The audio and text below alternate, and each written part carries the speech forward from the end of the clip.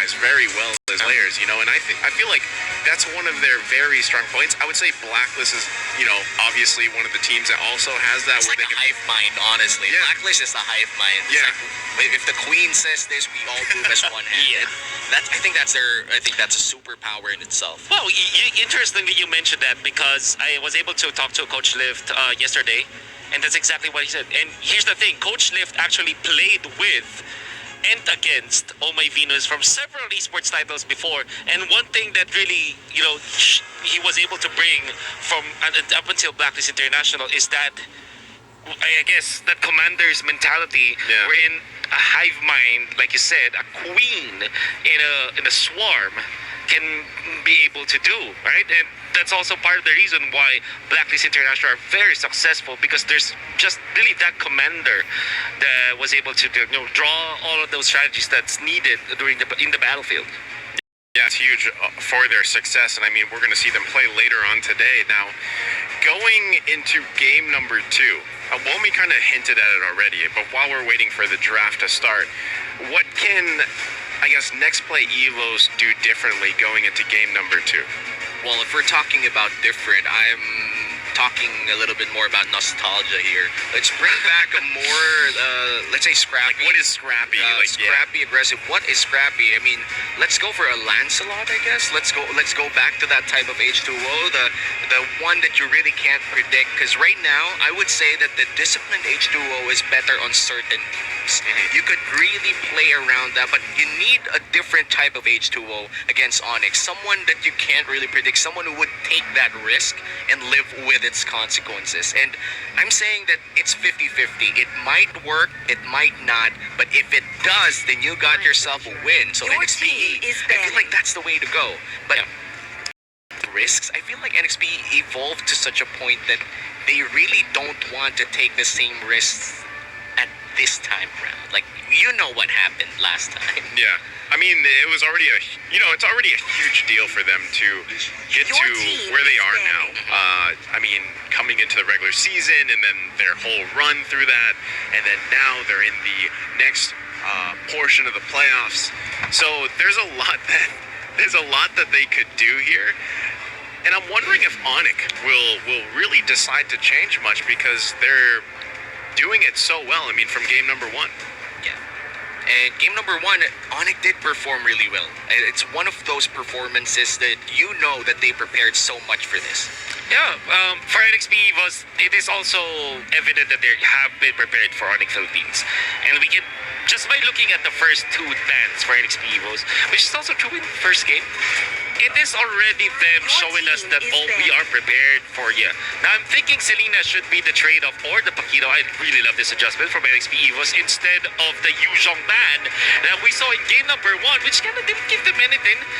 Now, the Paquito opens up the with Ling, with Hayabusa ban, as well as the Paquito.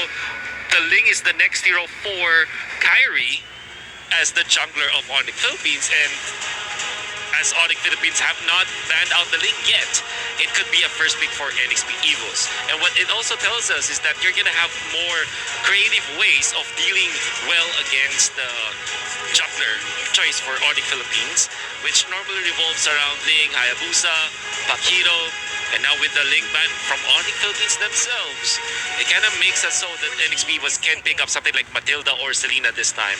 Yeah, if they do pick up that Matilda that you mentioned, Wolf, I'm gonna think about that Eve as well for Yelly Haze. I feel like Eve has been a very big comfort pick for them. But looks like they're gonna go for the Hessa and Nathan. Yeah. This actually was undefeated yesterday, right? They Absolutely. played that Nathan 3 times against RSG and won 3 times with it, but you did mention that Yuzhong from last game, and now we're seeing it. It was left open, but how is the win rate on this thing? Because I feel like Yuzhong has been a little bit ruined by other players back in the regular season. Yeah. I cannot actually give you the actual win rate. What I do know is that it always wins against Nathan. That's one thing. But here's the thing, Nxpe Evos, for sure that they're prepared for this. This is like their favorite hero. And them not banning out the Yuzhong in their intention of up the Nathan first also means that they have an answer to this. It's gonna be difficult. Imagine playing in Nathan against Lancelot and Yuzong. I'll leave it up for your imagination. I don't want to imagine it. Sounds cruel. It's a cruel thing. But NXP Evos can opt to go for something along the lines of maybe a support Nathan instead, and then go for a different jungler so that at least they can match this. As you know, snatching this is a very good answer for NXP Evos. You have Vision from the Selena, you have that arrow. You also have Kufra, which is anti-Lancelot in a way. So like you said, they are prepared for this. Yeah, they're definitely prepared for it. I mean, this time around, the Selena over on their side, that'll help them. And I'm wondering too, with Lancelot being on Onic, what is the matchup going to be like for Nxpe Evos' H2O? I mean, this time around, Womi mentioned it before, he kind of needs to play a little bit different against Onic. And when you go and look at the previous picks he hasn't had a lot of success on some of the assassins. He has had some success, I guess, on Ling, where he went 3-0, but that's obviously banned out. So I'm wondering more so what he'll take into that jungler matchup. Well, he played the Yisuchin twice yesterday, and then played the Papito in his last game yesterday against RSG. The YSS is still open to take. That's going to be information overload for NXPE here. They have the traps, plus they're going to have the Mountain Shocker, but I feel like they're going to need a lot of time to ramp up with the gold. They're looking at Nathan and a possible Yisun Shin here, but I feel like if we're looking at choices on junglers, I feel like there are still assassins available, but Onic, they know for a fact that H2O is the one to limit in this game. They're going to take out the Yisun Shin, and I won't be surprised if they take out another jungler. Yeah, I do love the Yisun Shin ban, as you mentioned. Also, the combo for NXP Evos is going for that Vision with the Mountain Shower, and of course, that Selena arrow. They always have that follow-up when the arrow does land on the Mountain Shower, or the tremendous amount of damage in the span of seconds. Your team is And banning. also, NXP Evos is one of their comfort picks. So, yeah, good heads-up ban coming out from Onic Philippines. However, I do agree with you. NXP was their draft is good in a way that it has this Nathan timing, as you've mentioned.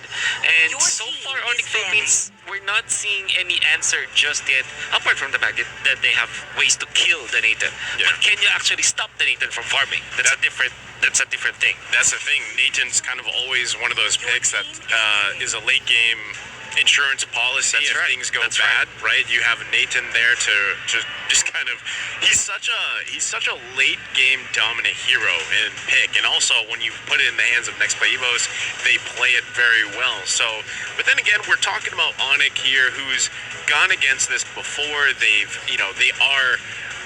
came into the playoffs number 2 in the regular season, so they definitely have an answer for that. We just haven't seen the rest of the draft just yet. But the last 2 bans being that Lunox plus the Thams being banned, those are the targeted bans now. The question is, what do they lock in here? And it's going to be a Raphael. A Raphael coming in from Onic.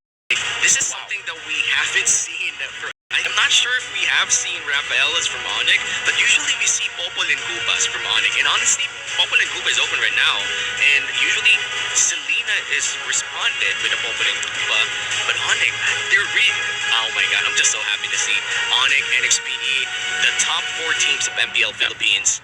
It seems like they've evolved from who they were in the regular season. To answer your question, though, Rafaela has been played by Onic together with the marksman usually. It's Nathan Rafa or Kimi Rafa.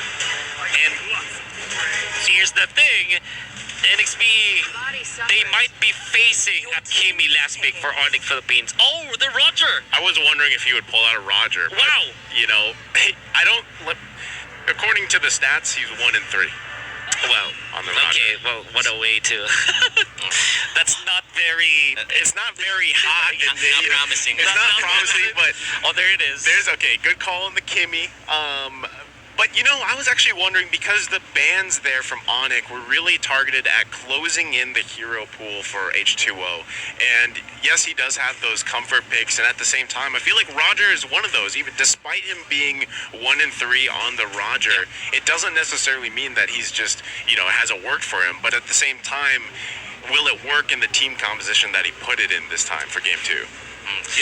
In this game, I just want to see how NXPE would adjust, but honestly, Onyx lineup is so promising. It is very promising. I'll explain later when it comes to how they counter it. I just wanna take note. NXP was this is like what was it that term? It's like their destiny draw. Like when you, as if this was an anime, this is like their comfort picks. For example, Hess's Nathan, Yawi's Kufra of Legends, Selena for Yelly Haze, Legends from way seasons before. Of course, the Roger for NXP Evos, and Renegade's Benedetta. They love this so much. Now, what I do like about Onic Philippines draft is that they picked out Akimi and Rafaela very strong when it comes to pushing, and there is a reason why yesterday RSG always picked up the Kimi Rafa versus, because theoretically speaking, it should be better versus Nathan. Yep, and we're jumping right into game number 2. Ladies and gentlemen, Onic versus Nxpe Evos. Will Nxpe Evos be able to grab a game here for the series and continue on? A lot of early aggression here again coming out from Yawi for this Lift Wanderer. That's going to be an Abyssal Arrow taking down Bimo. Now, Wolf said that it was a legendary Selena in the hands of Yelly Haze, and he takes the first blood in this game, and that's an automatic demon shoes at 1 minute. That means he can spam those traps early on. It might just be hard for Onic to keep up, at least for the first 3 minutes, because of that early spike for Nxpe. Yeah, and I gotta... Taking a look at their team compositions, Wolf mentioned that he would go into this in a little bit. And I do have to ask you, in terms of Nxpe Evos, Wolf, what are the win conditions for them? I mean, they got a couple. Yeah. So, apart from the fact that they need to land all of their shots like together, like imagine this Yawi just jumping in, and of course the skill shots. If you layer them together with the Roger and Benedetta, you have a very promising burst of physical damage, and then the Nathan will be just finishing off everything. Or maybe it's the complete reverse, wherein it is going to be Hessa to deal the damage first, and then you have the cleanup crew of the Roger and the Benedetta. So to answer a question about what are the win conditions of NXP Evos, they need to kill. Yeah, definitely. And in terms of, I mean, we've seen Renegade perform some amazing things, I would say, on that Benedetta, some TikTok plays, like they like to call it here in the Philippines. And I'm sure we'll see some more of that from him. But that first turtle being up, Onic looking to give the go signal here. There's Yawi trying to get some stuns off here, get some vision as well. And the Abyssal Arrow landing, finding its mark there. Turtle still pretty low. Delarski in trouble. He goes down on the Yuzhong, and that's going to be another person going down. Goodbye, Yawi. That's going to be a 2-for-1, but the turtle goes to Onic. Yeah, I think that was just a 1-for-1 in that trade, and the turtle does go to the hands of Onic, so that means that they won that trade. They got a kill for Kyrie, and Kyrie was the one who secured that turtle as well, so they actually evened out what they lost in the first blood, and now Kyrie has the power to burst down anyone on the side of NXP, excluding Renegade and Yawi. I just want to nerd out a little bit. I love the fact that NXP was are doing this double lane strategy. You normally give like your 3-minute or 2-minute wave in the gold lane and in the mid lane to your gold laner. They're doing it with Alice, now they're doing it with Nathan. And this is only possible if you're looking for like your mid lane heroes to be not farm dependent, and that is true with Yellow Haze, right? You can give some of the lanes in the middle to your gold laner to amp up the farm, and hopefully this is something that NXP Evos will be able to muster. Imagine activating Hessa the way that Onic Philippines were able to activate Marky in the previous game. Yeah, definitely they would have to. I mean, that's the one thing about Nathan too. He can, like if he gets set up properly, he does have a very strong early game potential. Now look up here in the top lane, Delarski. He's going to be okay, though. And I was actually going to talk about this Yuzhong pick as well. I mean, how can Onic actually utilize that, especially when later on the Black Dragon form is around objectives? I mean, how can they utilize that going against what Nxpe Evos has? I mean, Delarski on this Yuzhong, currently 0-1-0, he still has the ability to just go and tank damage, just be problem in the back lane for NXPE. And when you have a Black Dragon going in for the Nathan, you kind of have to fall back. It's gonna force Renegade to peel instead to die. Maloyski definitely in trouble there. That's gonna be a kill. This time around going to H2O. Again, the arrow connects. My God, I mean, right now the Selenas are just going hot. For both sides, honestly. But Yawi goes in, turtle still up, but there you go. It's secured by H2O. Now they're finding their targets. Kyrie's got to get out of there. And again, nice play there. That's the discipline we were talking about from Nxpe Evos. They grab what they need and they back off. And I feel like this is something that Nxpe has to continue in this game. Onic still, I feel like they're just buying time for the game to go online, honestly. The moment Marky goes out of that lane, he's going to deal a lot of damage. They have to make sure that Hessa could keep up by Yawi. This time, actually, he's going to be okay, but another Abyssal Arrow landing on Beloyski, but he's okay. Bemo's there as well. Kyrie working on the turret to get it down. And yes, Onic is buying time, right? They're trying to buy time again from Marky, but they also have a couple of players there that can really help out, especially Beloyski. As the game starts to go on, that Kagura will come on and provide a lot of magic damage. Now, the thing, too, on top of that is Nxpe Evos. Again, Renegade, we were talking as well. He does play very well in this Benedetta. He's able to split push and keep pressure around him and forces Onic to answer. Just to see how that continues on. Right now, they do have that gold lead. The great thing that I want to take note about NXP was now that they're taking care of Hessa. It's like unlike the previous game. And again, this is comforting for Hessa. A little bit richer compared to Marky, and that's always good as the native because you're always the better hero when it comes to scaling. Yawi. Wow, some pokes from... a lot of the times, Yawi does, he gets, let's say, caught out, but he gets in positions where he takes, obviously, a lot of damage as that front liner for them, and he's really good at making the decisions in terms of when he sets it up for his team and gets out.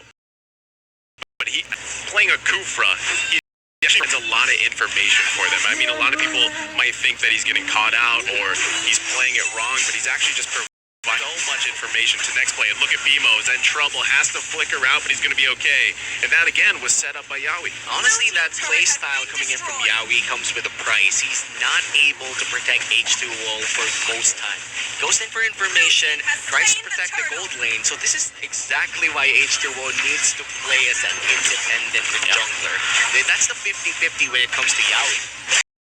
Big arrow landing on Beloyski, but he's going to be okay. He has the heals and sustain to help him out to survive. Again, Yelly Hayes on point with those Abyssal Arrows, 2-0-1. And yes, going back to what you said, Wami, he's got to play a little more independently, and maybe that's why he picked up the Roger, because it is such a comfortable pick for him that he can kind of rely on what he needs to do while he lets Yawi go and do what Yawi does best. I mean, this is a very low kill score game. I'm honestly quite surprised. We have seen a lot of fights, but I wonder why the kills don't really go through. It's all about just poking for Onic Philippines. The way that we see it is that they just want to poke and then push. Yeah, he's definitely in trouble here. There goes Kyrie. Nice clean kill right there. Kyrie sitting at 2-0-0 now on this Lancelot. Dolarski could be in trouble, though. All the members here down under the turret. Can he survive? No, sir. He goes down. That's going to be a turret trade as well. That could have been a highlight, honestly. But there's no strong person in front of 4 people. Even if you land a 3-man knockup with that Yu Zhang, you're still going to suffer a lot of damage. And the Phantom Execution, I think Kyrie wasn't there to help him out as well.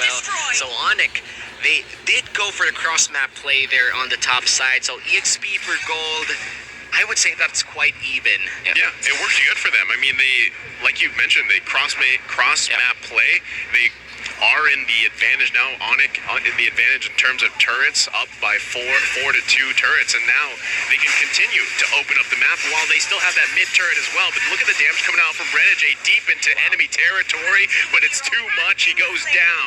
This time around it goes to Dolarski, and as I was saying, they still have this mid turret for Onic. That's huge for them. I want to nerd out a bit again. Go for it. So you saw what they did when they killed Renegade, and on the flip side, NXP Evos also wanted to go for a kill on Dilarski, so it should be a trade, but Dilarski was able to clear the bottom lane anyways. Yeah, there they go, deep into it. Kyrie this time around with the retry turtle killing spree on that Lancelot, forcing Nxpe back. Yo, actually, is it Bimo this time? It reminds you of I heard the rap in my head, but Bimo with a play there, and yep, big play. He actually went in and got that one. Now look who's in trouble. Goodbye, Dolarski.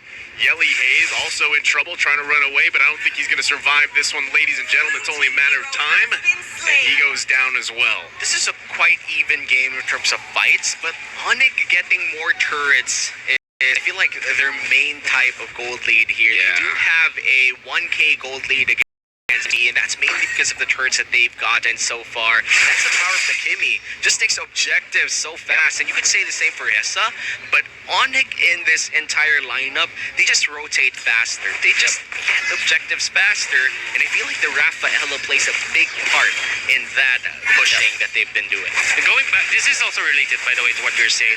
When Nxpe Evos mirrored what Onic Philippines did in the top lane when Onic killed Renegade, they tried to kill Dilar. But Dilar was able to clear the minion waves, and Onic Philippines got 3-for-1 turrets. Yep, and now, around, Onic looking for blood. They grab a kill. This time it goes to Marky. And again, it is turning into the Marky show once again. Kyrie tried it. He actually got the Lift Wanderer there too.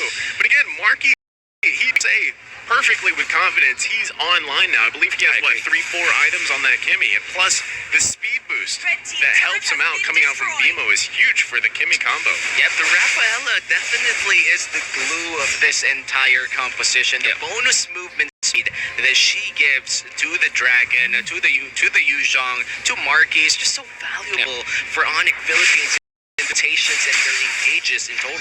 If I want to say Nxpe Evos really does love this Nxpe lane Renegade, when he saw that Yawi's getting pummeled by Onic Philippines, he split push bottom lane and actually gave so much gold for Nxpe Evos even after the Yawi death. Wow, he actually survives that, but again, they're still working on the Lord while Renegade's down there doing what he does best on that Benedetta. Can they actually secure this Lord? Here comes the Black Dragon form. They're going in. He's trying to keep them off, but they're not done yet. This time it is secured by Kyrie. That's going to be a kill also, and there you go, ladies and gentlemen. Onic grabs the Lord. Renegade going back as well. He could be in trouble here, and will he go ahead and knock him down one, and there you go. Lucky for Nxpe that this is just a level 1 Lord. This will be an entirely different story if this was a... the Tyrant's Rage. Goodbye, Kyrie. That's like the invisible hug of death, and Kyrie for sure didn't expect that, and wow.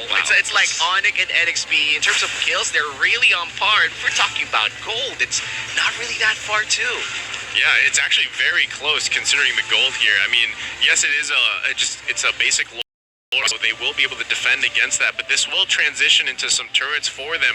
Real-time win rate here, 36% for Nxpe Evos, 64 for Onic. So Yawi looking for something here. 4 members of Onic here. Renegade still pushing that lane at the bottom. They force Yawi out. Are they going to go on here? The Black Dragon form, it's only a matter of time. Goodbye, Yawi.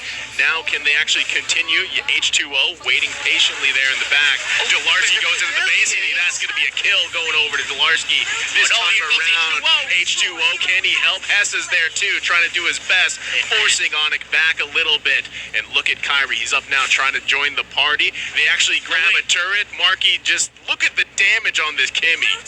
Not just the damage, the positioning as well. He wasn't that touched in that fight. In fact, I felt like the heals were overhealing him at one point. It's just too much. Like, honestly, Marky, 1-0-6, still deathless. The positioning on this man in this series definitely turning into a Marky show right now, but it's still winnable by Nxpe. H2O had glimpses of greatness in that one. Nice Abyssal Air though, but they won't be able to follow that one up. Again, Marky's just the amount of damage plus the slow. I mean, he has the Ice Queen, the Ice Queen wand as well on top of that Kimmy, so the amount of slow and CC that they provide, not to mention you throw in everything else they have, even a Kagura there to slow them down, it's a lot to handle for next play, and that's what they're having trouble with, and now they're just completely taking everything from H2O as well.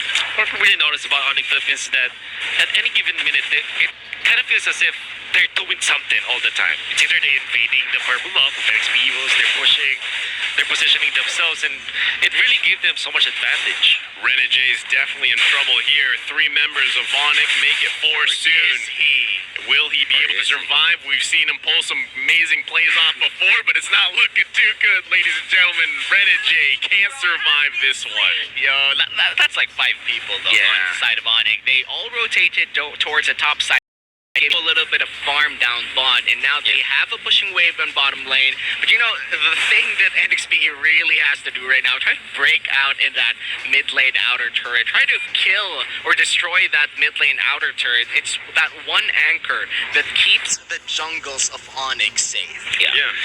You know, the main weakness of the Kufra and Selena combo, as good as they are when it comes to killing and connecting with the shots, is that they don't have the wave clear. And unlike Onic Philippines, where they have a massive wave clear, you see how easily they were able to deal with like the bottom lane speeds. For Nxpe, they only have Renegade. Yeah, but they actually, that's going to be big for next play. Big pick, yeah. And there you go, Kyrie checking in, but he's going to be okay. Yelly Hayes actually got really low there too. Felt like a disconnect there. Yeah. That's you see Lancelot walking towards 5 members of Nxpe, and it was Nxpe who tried to go back, which is the right decision, by the way. But imagine if they knew that Kyrie didn't have any teammates there. Hey, he's They feeling would pretty have confident. gone upon that Kyrie. Them watching the replay. I think they're gonna watch Why are we so disciplined? discipline. Oh my And god. now they're working on this Lord, actually forcing the flickers out. Onyx still trying to do their best. H2O, he might be in trouble. Backs off.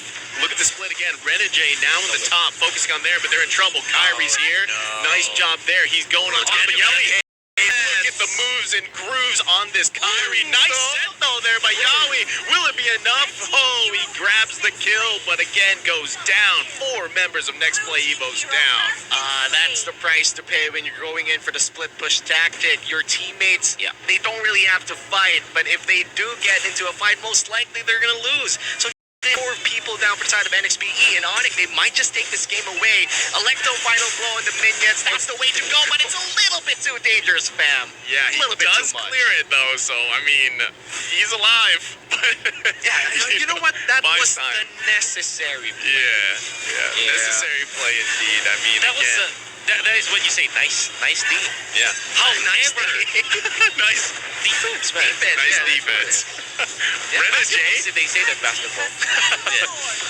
he might be in trouble here though this time around. And like the final blow once again, he's still alive though, but the Black Dragon form pop. Goodbye, the down. Kobe, That's what you Kobe, said. the big damn coming out from Marky. Would you say he's on the mark? Oh, That's nice. That's nice. oh god. Let's go. Oh man, I mean Renegade, he went in there to try to make some miracle happen, right? That was probably his intention, and unfortunately, he's just not able to survive against that.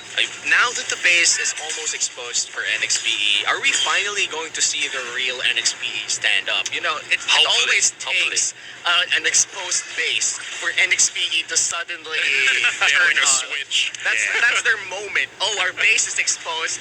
Guess it's time to turn on our phones. Yeah, but I'm not sure if they can really defend against this one. Power. And there's the initiation. Yawi trying to make something happen, but there you go. Coming over to Beloyski. Now they're cleaning up here. Another monster kill going over to Marky. Can they actually do anything here? Shutdown going for Renegade. Lord is still up, and ladies and gentlemen, that's going to be game number 2 going over to Onic. Match point for Onic Philippines here, and I think that was ended by a massive